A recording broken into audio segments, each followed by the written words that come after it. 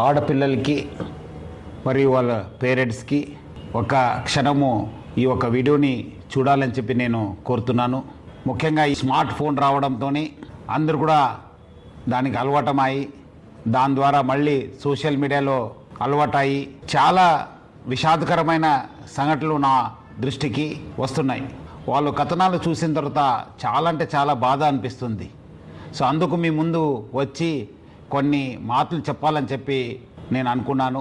ఆడపిల్లలు చాలామంది ఈ స్మార్ట్ ఫోన్స్ అలవాటు అయిన తర్వాత ఎవరో ఇన్స్టాగ్రామ్లో లేదంటే ఫేస్బుక్లో లేదంటే వాట్సాప్లో ఏదో రిక్వెస్ట్ పెట్టి ఆ రిక్వెస్ట్ పెట్టే ముందు అందమైన ఒక అబ్బాయి లేదంటే ఫేక్ ఫొటోస్ యూజ్ చేసి లేదంటే ఫిలిం స్టార్స్ ఫోటో యూజ్ చేసి వాళ్ళు డీపీ పెట్టుకోవడము, మన ఆడపిల్లలు వాళ్ళ ఒక రిక్వెస్ట్ని యాక్సెప్ట్ చేయడము, తర్వాత వాళ్ళతోని చాలా చనువుగా ఉండడము జరుగుతుంది.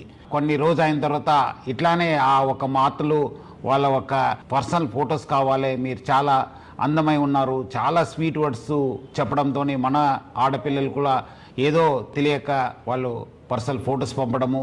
ఈ పర్సనల్ ఫొటోస్ పంపించిన తర్వాత దాన్ని ఆనే అబ్బాయి చేతిలో పెట్టుకొని ఒక రాక్షసుడిగా తయారవుతున్నారు.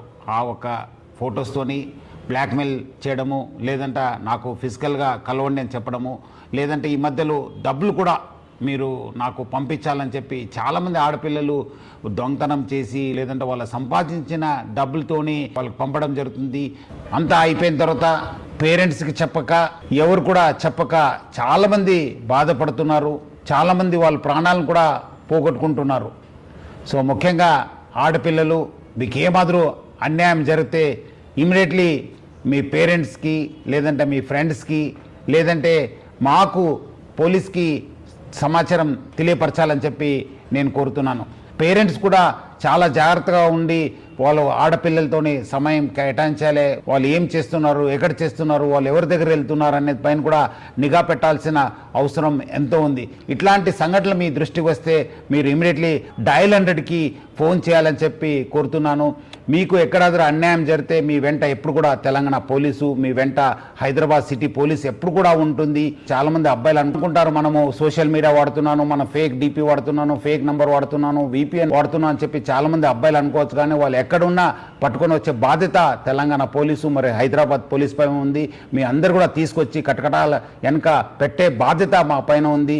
ముఖ్యంగా ఆడపిల్లలు అందరూ కూడా ముందు వచ్చి ఇలాంటి వాళ్ళపైన కంప్లైంట్ ఇవ్వాలి. అట్లానే పేరెంట్స్ ప్లస్ పిల్లలు అందరూ కూడా ఆడపిల్లలు జాగ్రత్త ఉండాలని చెప్పి కోరుతూ సెలవు తీసుకుంటాను. Thank you. జై హింద్, జై హైదరాబాద్ సిటీ పోలీస్.